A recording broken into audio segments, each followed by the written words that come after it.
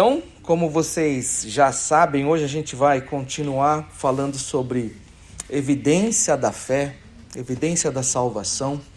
E a palavra que Deus tocou no meu coração para compartilhar com vocês, 2 Samuel, capítulo 24, versículo 24.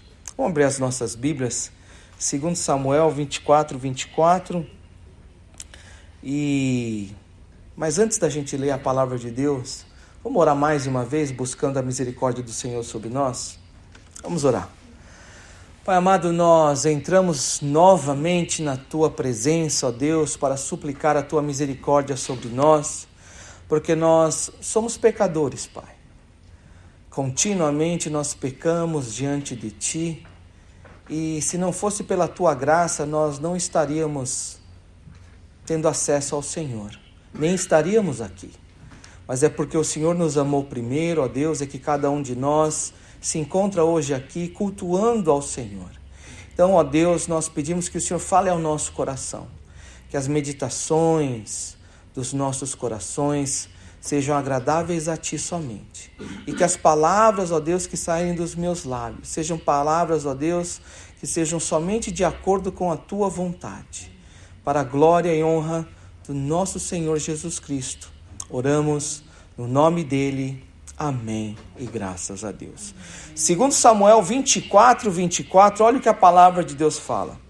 Porém o rei disse a Araúna: não, mas eu te comprarei pelo devido preço, porque não oferecerei ao Senhor meu Deus holocaustos que não me custem nada. Assim Davi comprou a eira e pelos bois pagou 50 siclos de prata. Amém? Eu tenho falado para vocês e compartilhado que a evidência da fé é muito importante, para mim e para você. Da mesma maneira que eu não tenho a responsabilidade nem o dever de olhar para a sua vida e investigar e falar assim: você é salvo, você não é salvo. Eu não tenho o direito, nem a responsabilidade, nem a autoridade de olhar para a vida de ninguém e falar: esse daqui é salvo, esse daqui não é salvo. Posso pensar, e guardo para mim. Agora, olhar para a vida de alguém, chegar e colocar: não sei por quê, porque cabe a Deus. Agora, qual é a minha responsabilidade com relação à salvação? É com relação à minha fé, à minha salvação. Aí sim eu tenho uma responsabilidade. Aí sim eu tenho um dever. Apesar de eu não poder olhar na vida do outro e falar: esse daqui é salvo, esse daqui não é salvo, o que eu posso, o que eu devo fazer é olhar para a minha vida, para o meu coração e examinar profundamente se eu demonstro evidência de uma fé genuína, se eu tenho marcas na minha vida que demonstram que eu sou uma pessoa salva. Isso eu não somente posso fazer, como eu devo fazer. Por quê? Porque a palavra de Deus fala: sede meus imitadores, como também eu sou de Cristo. Que Deus nos salvou pela graça, mas também Ele preparou boas obras para que nós andássemos nela. Efésios capítulo 2, versículo 10. Então, cabe a todos nós examinarmos profundamente a nossa vida e olhar e falar assim: realmente eu estou caminhando pela fé. Estou andando de uma maneira que agrada a Deus. Realmente eu estou demonstrando uma fé genuína da salvação. Agora, por quê? Por que isso é importante? Porque a maneira como você se vê, você vai ajustar a sua vida. A maneira como você entende fé, a maneira como você enxerga a palavra de Deus, entende o seu relacionamento com Deus, é assim que você vai dirigir e focar a sua vida. Então muitas pessoas, elas pensam que os nossos problemas são as coisas que nós devemos focar. A pessoa, ela declara uma fé em Jesus, ela confessa uma fé em Jesus, mas ela vive atrás de resolver os problemas, que o mundo coloca para ela. Mas, na realidade, o que a palavra fala é que nós, apesar de termos situações nas nossas vidas, nós passarmos por provações e aflições, o nosso problema é um só. E nunca é esse problema que o mundo mostra para nós, que o mundo coloca para nós como se fosse o maior problema da nossa vida. A emergência não é. O maior problema e o único problema que nós temos hoje é o nosso relacionamento com Deus. Por incrível que pareça. Às vezes o mundo coloca para nós que são as finanças, que são os relacionamentos, que é a família, que são os filhos, que é o casamento, que é a saúde, que tudo isso são os problemas que nós temos que resolver. Que tudo isso agora é onde a gente tem que focar a nossa vida, e não é. Porque você vai ver que a palavra de Deus, ela fala o seguinte, que o nosso único problema é o nosso relacionamento com Deus. Porque não apenas esse relacionamento define aonde a gente vai passar a nossa eternidade, mas esse relacionamento define como nós vivemos a nossa vida e como nós enfrentamos esses ditos problemas da vida. Por isso é muito importante você hoje olhar para dentro de si e ver se realmente o seu relacionamento com Deus é de acordo com a palavra. Por quê? Porque existe um problema muito grande. A religião. O que é religião? Religião vem de uma palavra em latim que significa religar, reconectar. Então, religião é tudo aquilo que a pessoa, o homem, ele coloca como condição para se reconectar com Deus. Então, quando a gente fala de religião, muitas vezes é nesse sentido de algo que o ser humano produziu como condição para se reconectar com Deus. Então, por exemplo, se você olha na religião hinduísta, aquilo foram condições, muitas vezes não, criada pelo homem, como requisito, como condição para se reconectar, religar com Deus. Religion is a man-made condition to reconnect with God. That's what religion is. Então, quando você olha para uma religião, ela vai ter sempre esse fundamento, uma condição criada pelo homem, pelo ser humano, como requisito para se conectar com Deus.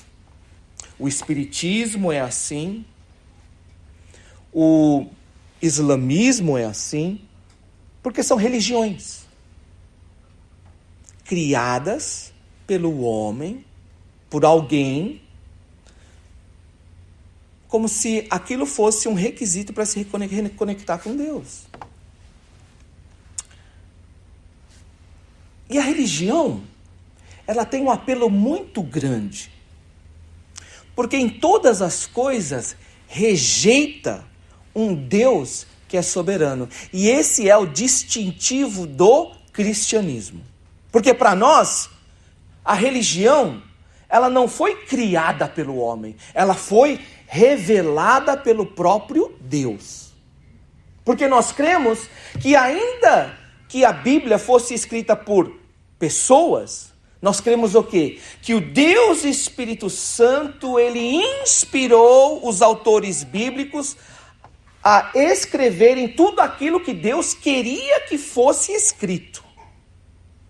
Então, para nós, cristãos, existe uma grande diferença da maneira como o mundo entende religião e como nós entendemos religião. Porque religião, para nós, é a fé que vem da palavra de Deus, e essa fé, ela não foi inventada por alguém. Ela foi revelada pelo próprio Deus, e o próprio Deus usou autores humanos para que tudo aquilo que fosse escrito não fosse da vontade humana, mas fosse da vontade do próprio Deus, de maneira que tudo aquilo que foi escrito até mesmo os menores detalhes, fosse inteiramente de acordo com a vontade de Deus. É por isso então que nós, como cristãos, nós confessamos que a palavra de Deus não apenas contém a mensagem de Deus, nós não cremos dessa maneira, mas nós cremos assim, de que a palavra de Deus, a Bíblia é a palavra de Deus. Ela não contém a palavra de Deus, mas a Bíblia é a palavra de Deus. Mas a religião, ela rejeita isso. Ela rejeita isso. Ela rejeita esse Deus que é soberano e que se revela. Por quê? Porque na realidade eu quero inventar o meu próprio jeito de se chegar a Deus. Para quê eu vou investigar a Bíblia?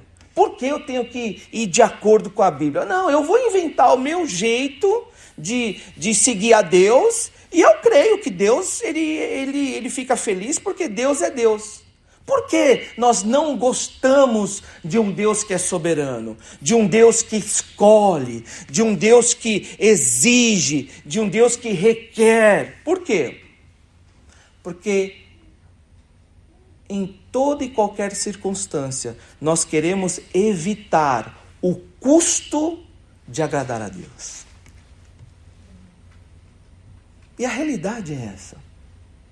Independente de quem você é, independente de quem eu sou, eu estou sempre nessa luta de evitar o custo de agradar a Deus.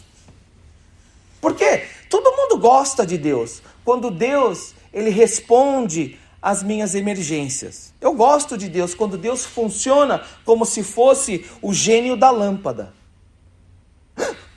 Deus, estou precisando disso, você me ajuda? Deus, eu quero isso, você me ajuda? Você não precisa ser um cristão fervoroso, um crente verdadeiro, para agradecer a um Deus que satisfaz as suas necessidades.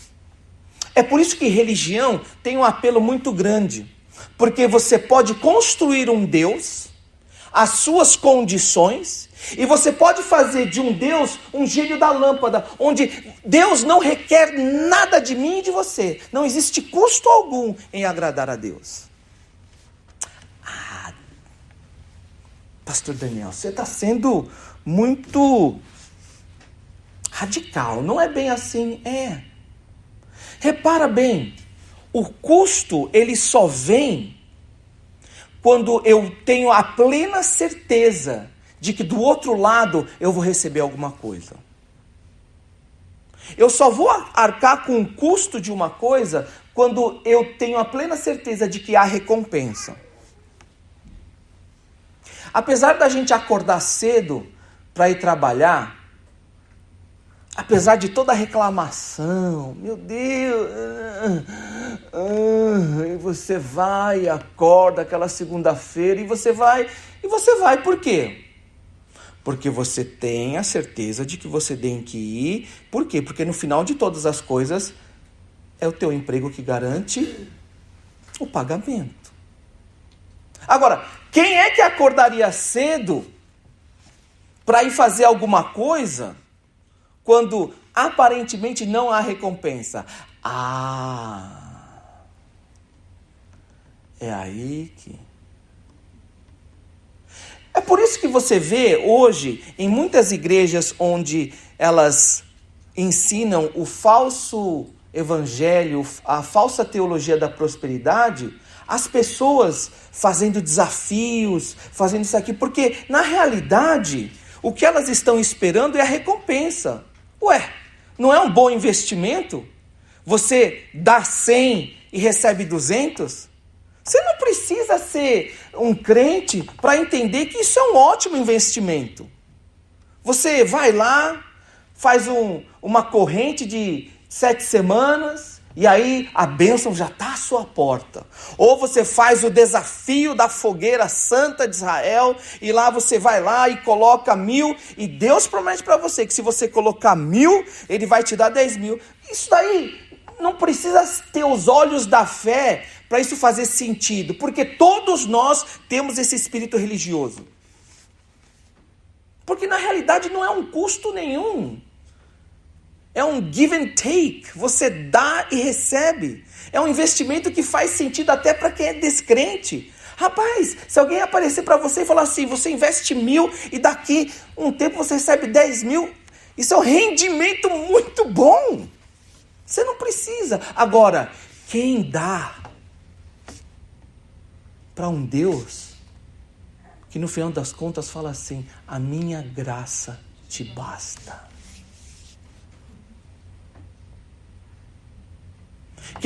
Quem busca um Deus que você ora 3 vezes por um sofrimento que te persegue e você fala, Deus, eu estou gastando a minha vida aqui para levar esse evangelho. Estou sendo perseguido por causa da sua palavra. Então eu te suplico, arranca da minha vida esse espinho na carne. E Deus fala, não, a minha graça te basta. Existe alguma coisa em buscar a Deus, em servir a Deus? Existe algo na salvação que te atrai para um Deus que é Deus maravilhoso e que te faz viver pela loucura da fé, que para nós, crentes, é verdadeira sanidade, mas que para o mundo é loucura, mas que para nós é sanidade. Quem é que serve a um Deus que você lutou tanto para ter um filho? E no final das contas, quando você tem esse filho, e aí Deus fala, agora você vai pegar esse filho que você tanto ama, e você vai colocar ele num altar para mim. Quem é esse Deus que te atrai de uma maneira tão grande, tão poderosa, a ponto de você entregar a sua vida, independente do custo? Essa é a evidência da salvação. Porque a salvação verdadeira é uma salvação que te leva a se entregar por inteiro para Deus. Ao oposto da religião, onde é só para você receber os benefícios da fé. E não existe o oferecer, o se entregar para Deus.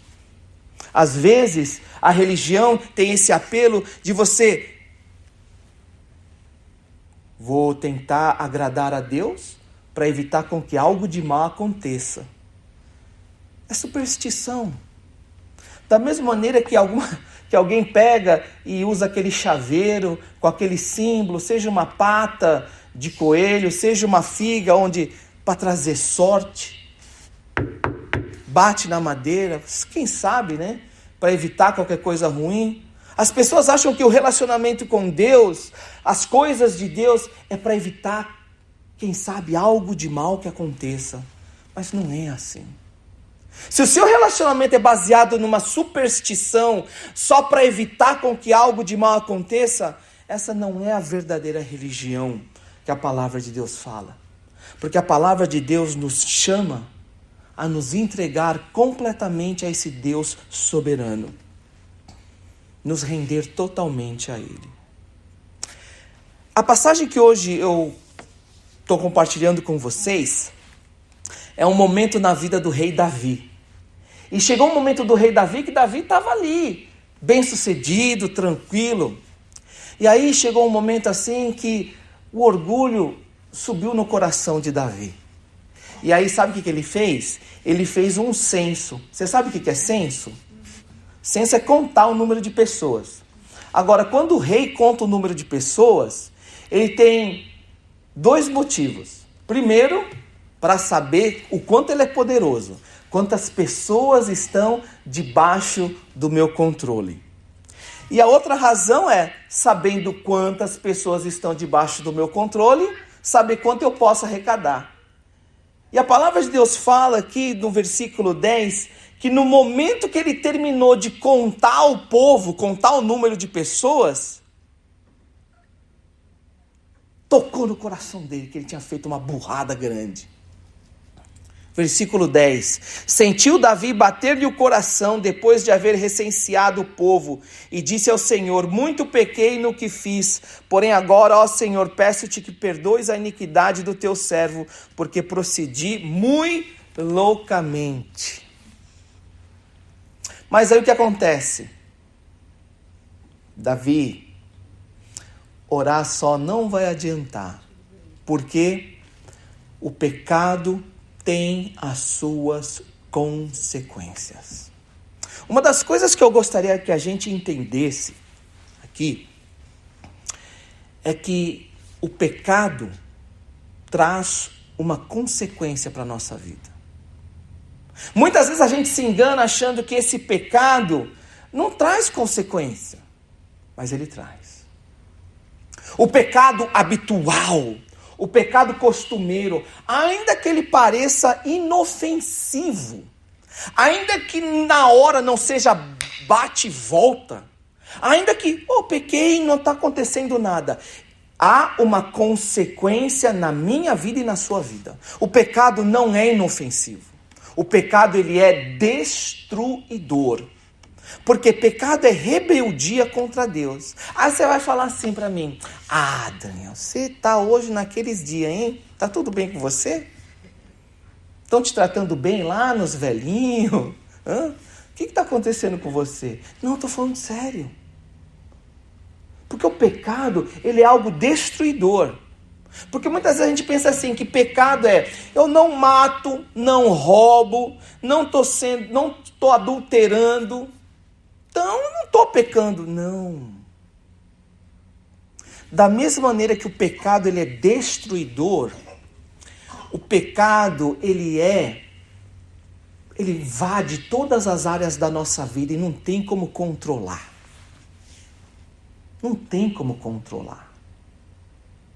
Porque o pecado, ele vai penetrando em todas as áreas que ele achar uma brecha. Mas eu não minto, eu não bato, eu não roubo, não mato. Então, do que você está falando? Você tem que entender, olha aí, pecado não é religião. Você não pode chegar e trazer a sua própria definição do que é pecado. Você não pode chegar e falar: eu acho que pecado é isso, por isso eu não estou pecando. Não. Quem define pecado é Deus. E como é que Deus define? Através da Bíblia. E sabe o que a Bíblia fala? Que pecado é você errar o alvo. Quando você vai lá e estuda as palavras que são traduzidas como pecado, iniquidade, você vê que basicamente pecado significa errar o alvo. Que alvo é esse? O padrão de Deus. Agradar a Deus. Só existe um jeito de você agradar a Deus. É atingir o padrão de Deus, que é o alvo. Agora, quando você erra o alvo, você pecou. Mas eu acertei 95%. Você errou, então você pecou. Eu acertei 99%. Só por 1%. Pecou. Porque tudo aquilo que é contaminado por pecado é pecado. Não buscar aquilo que agrada a Deus é pecado. Estou parado. Falhar em acertar o alvo, em buscar o padrão de Deus, em agradar a Deus, nos torna pecadores. E esse pecado traz consequências para a nossa vida. O fato de você não roubar, não matar, não destruir, não mentir, não quer dizer que você não está pecando. O fato de eu me esforçar, de eu me fazer de tudo, não significa que eu estou agradando a Deus. O fato de nós não conseguirmos agradar a Deus 100% mostra o quanto nós somos pecadores. E esse pecado que nós cometemos traz consequências para a nossa vida. É por isso que eu falo de foco. O que tem direcionado as nossas vidas? O que tem consumido o seu tempo, seus esforços, os seus pensamentos, as suas emoções? O que tira do sério? Aonde você investe o seu esforço? Por quê? Porque quando tem a recompensa, a gente se entrega. Mas quando a gente não vê retorno, a gente deixa lá como segunda, terceira, quarta opinião. Como está o seu relacionamento com Deus? E lembre-se, não pode ser a sua própria religião. Veja na palavra se realmente aquilo que você pensa que é agradável a Deus, se realmente é agradável a Deus. Não vai atrás de Instagram, não vai atrás de YouTube. O Google jamais vai ser um bom guia espiritual para a sua vida. Somente você, oração e a palavra, com a ajuda do Deus Espírito Santo, vão te mostrar aquilo que é agradável a Deus. Por quê? Lembre-se, pecado é um negócio sério. A nossa falha em não buscar agradar a Deus traz consequências para a nossa vida. Não faça de Deus uma superstição, porque Deus é muito maior do que isso. E aí Davi, ele sentiu no coração, né? E aí Deus fala para ele assim: Davi, pecado tem consequência. Você orou, se arrependeu, tudo bem, mas agora, fazer o quê? Eu vou te dar aí 3 consequências, você escolhe uma. E aí Davi escolhe trazer uma praga sobre o povo. E aí a praga vem. E aí depois que a praga veio, a palavra de Deus fala assim no versículo 17 do capítulo 24 de 2 Samuel. Vendo Davi ao anjo que feria o povo, falou ao Senhor e disse: eu é que pequei, eu é que procedi perversamente, porém estas ovelhas que fizeram, seja pois a tua mão contra mim e contra a casa de meu pai. Mais uma vez a seriedade do pecado, né? O pecado era de Davi, mas o povo sofreu junto, porque estava debaixo da autoridade de Davi. Então muitas vezes as consequências dos nossos pecados trazem consequências até sobre aqueles que estão debaixo da nossa autoridade. O meu pecado em secreto, inofensível, pode trazer consequências até para a minha família como um todo. Há pessoas que trabalham junto comigo. Pecado é destruidor. Mas é interessante aqui, que é isso que eu quero falar agora, depois da punição de Deus, Deus fala o seguinte, através do profeta Gade: agora você vai na casa de Araúna, e você vai lá levantar um altar para o Senhor. Olha o que ele fala aqui no versículo 18. Naquele mesmo dia veio Gade era um profeta, ter com Davi e lhe disse: sobe e levanta ao Senhor um altar na eira de Araúna, o Jebuseu. Muitas vezes não. Se você é um discípulo de Jesus, Deus coloca na sua vida momentos onde Ele te chama para levantar um altar ao Senhor. Uma maneira para glorificar o nome dEle. Algo para agradar a Deus. O que será que Deus hoje te chama para agradar a Ele? Para glorificar o nome dEle. Para levantar um altar ao Senhor. Quando você olha para a sua vida assim, no seu relacionamento com Deus, Deus já te chamou para alguma coisa, para um propósito? Eu não estou falando propósito assim, familiar, um objetivo pessoal, um objetivo, um propósito que você tem para você, porque eu também tenho. Eu tenho muitos propósitos. Por exemplo, eu tenho um propósito de aprender a andar de moto. Eu tenho o propósito de aprender a ir pescar. Eu tenho o propósito de ir acampar, ficar no mato uns 7 dias, só eu e a natureza. fazendo fogueira. Eu tenho um propósito. Eu quero ser o maior colecionador de videogame do mundo. Eu tenho um propósito. Eu quero jogar videogame 24 horas sem parar. Eu tenho muitos propósitos. Eu quero viajar para a Coreia. Quero conhecer a terra dos meus pais. Nunca fui. Eu tenho vários propósitos. E não é errado ter esses propósitos. Não é errado. Mas com relação a Deus, com relação a Jesus, você tem claramente para você, no seu coração, algo que Deus te chama para cumprir, para levantar como se fosse um altar para a glória do nome dele? Você tem no seu coração um objetivo firme, onde Deus te chama assim: Daniel, eu estou te chamando para você agora ir nesse lugar e fazer isso para a honra e glória do meu nome. Por quê? Deus coloca momentos onde Ele nos chama para levantar altares, para a honra e glória do nome dEle. Onde Deus fala assim: meu irmão, agora é pela fé. Agora você vai lá e você vai fazer, porque eu estou te chamando. Ah, Deus. Aí lá vem a religião, né? Ah, Deus. Tem que ser a casa do Araúna, que eu tenho de chamar de Aruanã. Araúna. Tem que ser na casa dele. Ei, Deus, mas é tão longe. Mas tem tanto lugar tão bom. Deus, pra quê? Mas tem tanto... A gente acha que Deus pode ser em qualquer lugar. Deus pra quê? Pra que tem que ser na casa do Araúna? Por que tem que ser lá no Jebuseu? Não pode ser aqui onde eu estou agora, aqui, mais conveniente, mais confortável? Pra quê? Ou senão já vem a nossa sabedoria, a nossa religião, né?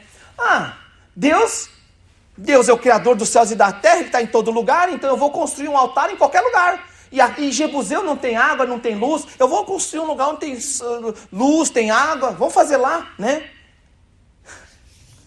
Mas não é assim. Sabe por quê? Porque quando Deus coloca o chamado dele na nossa vida para levantarmos altares, é um teste.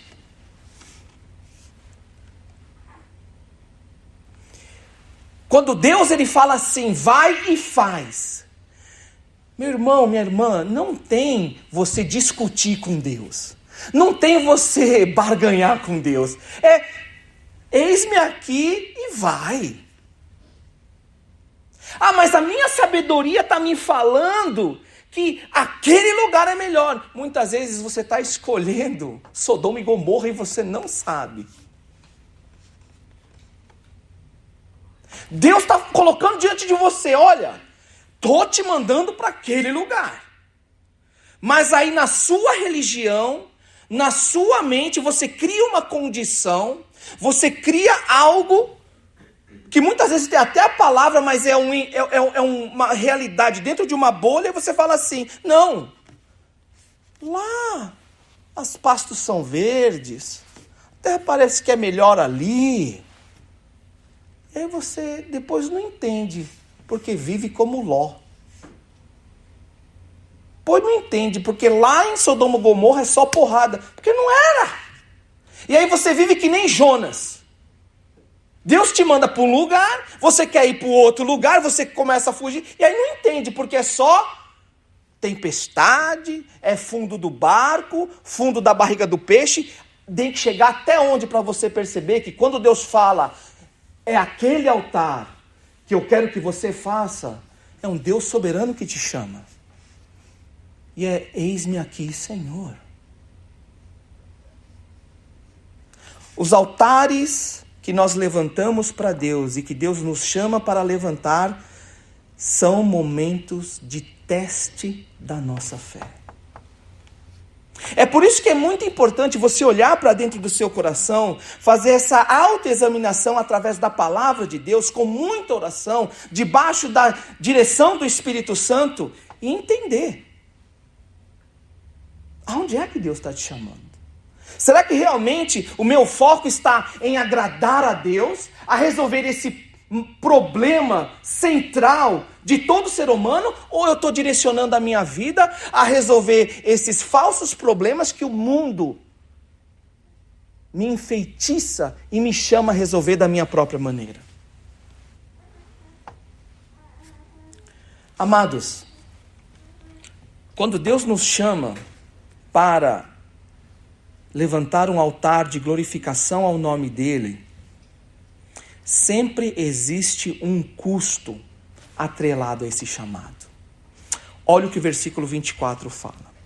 Porém, o rei disse a Araúna: não, mas eu te comprarei pelo devido preço, porque não oferecerei ao Senhor meu Deus holocaustos que não me custem nada. Assim Davi comprou a eira e pelos bois pagou 50 siclos de prata.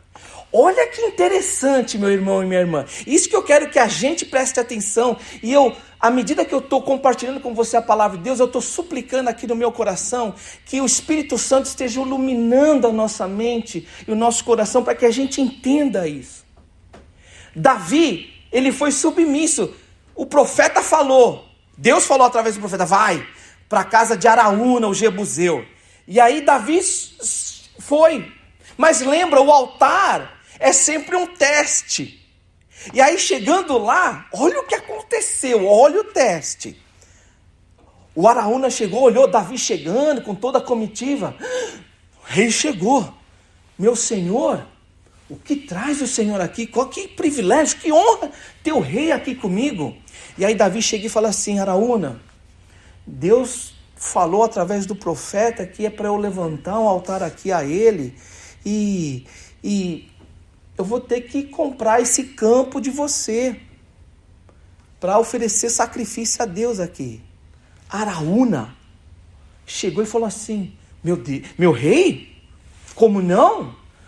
Comprar, que é isso? Eu vou pegar dinheiro do rei? Toma de graça. Toma o campo de graça, e se precisar de boi, se precisar de animal para o sacrifício, pega tudo de graça. Seja feito tudo de acordo com a vontade do meu rei. Olha o teste. Seguir a Deus sem compromisso. Agradar a Deus sem custo, sem sacrifício. Agradar a Deus facinho, facinho, né?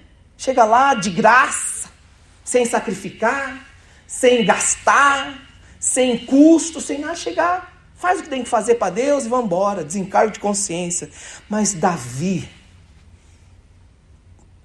tocado pelo Espírito Santo de Deus, ele fala, e é esse versículo que eu compartilhei com vocês, versículo 24: porém o rei disse a Araúna: não, mas eu te comprarei pelo devido preço, porque não oferecerei ao Senhor, meu Deus, holocaustos que não me custem nada. Assim Davi comprou a eira e pelos bois pagou 50 siclos de prata. Um assassino, adúltero, um rei que caiu, pecou muitas vezes, que colheu as consequências do seu pecado até os últimos dias da sua vida. Mas a palavra de Deus chama esse homem um homem segundo o coração de Deus. Por quê? Porque ele entendeu no coração que para agradar a Deus existe um custo. E este custo é o meu eu, o meu ego, a minha sabedoria, a minha religião que teima em autocriar essas condições que me cegam e me fazem iludir, achando que a recompensa vem na conveniência e no conforto da minha própria sabedoria. Eu dito as regras de como Deus vai me abençoar, e essa é a minha fé. É loucura. Porque falhar em agradar a Deus, ainda que seja 1 milímetro, é pecar diante de Deus. E Davi entendeu isso. Existe um custo para agradar a Deus, e este custo é o meu coração, o meu querer, a minha vontade, a minha sabedoria. Ainda que o meu corpo inteiro, a minha mente, a minha razão, as pessoas do meu lado, ainda que tudo à minha volta fale, não é isso. A minha fé, baseada na palavra de Deus, me diz: vale mais buscar o reino de Deus e a sua justiça, e crer que em Deus, no tempo dele, na sabedoria dele, todas as outras coisas me serão acrescentadas. Amados, existe um custo a se agradar a Deus. A grande questão é, ao olharmos para o nosso coração, ao olharmos para a nossa vida, para o nosso tempo, para as nossas finanças, aonde é que nós temos investido a nossa vida? O que nós temos buscado construir na nossa vida? When I spend my time, when I spend my money, when I make every effort, where do they go? Do they go in building an altar for the Lord and bring glory to God? Or it's just for myself? Just to pay the bills? Just to have fun? Just to fulfill my own dreams? E quando a gente fala de Deus, Deus ganha o resto. Eu me dou para o meu trabalho, eu gasto tempo em ganhar dinheiro, eu invisto na minha família, eu me gasto todo. Mas para Deus, 1 hora custa. E mesmo assim, eu não estou afim de arcar com esse custo. A grande questão é, por quê? Quando você olha para o seu coração, o que o Deus Espírito Santo, através da palavra, te fala? Amados, a maneira como nós estamos direcionando a nossa vida, nos dizem não apenas como a gente vai enfrentar os problemas da nossa vida, mas dizem como e aonde nós vamos passar a nossa eternidade. Mas pastor, eu estou passando por tanto problema na minha vida. Os meus problemas estão me sufocando. E hoje o que eu gostaria de compartilhar com você, para você que se sente sufocado, é o que a palavra de Deus diz. Não é o que a celebridade do YouTube fala, não é aquele cara que aparece toda hora no videozinho curto do Instagram fala, mas é o que a palavra de Deus fala.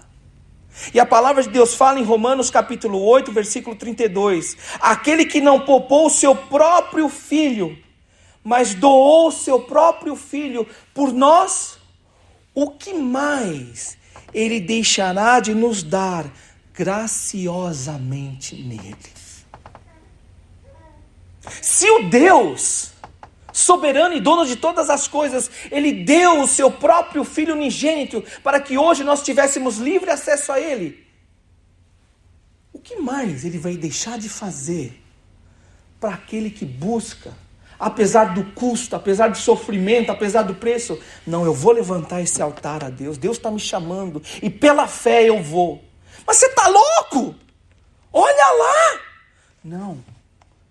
Se ele não poupou o próprio Jesus para vir morrer para o meu lugar, eu creio que ele não vai poupar mais nada para tudo aquilo que eu tenho que resolver no tempo dele. Se ele não resolveu agora, é porque ele vai resolver. Eu vou me entregar a ele. Amados, a minha oração e a minha esperança, que todos experimentem o quão maravilhoso é viver debaixo da boa, agradável e perfeita vontade de Deus. Aqueles que vivem debaixo da vontade de Deus não apenas experimentam vida eterna, mas experimentam vida e vida em abundância. Eu espero que todos nós possamos viver uma vida em plenitude. Plenitude da presença de Deus. E à medida que nós nos entregarmos, consagrarmos ao Senhor, que o Senhor seja glorificado através das nossas vidas. E que assim nós possamos cumprir a grande comissão e esperar a volta do nosso Senhor. Maranata, vem Senhor, porque assim nós esperamos e esse é o nosso consolo. Oremos. Pai amado, nós te agradecemos, ó Pai, pela tua palavra.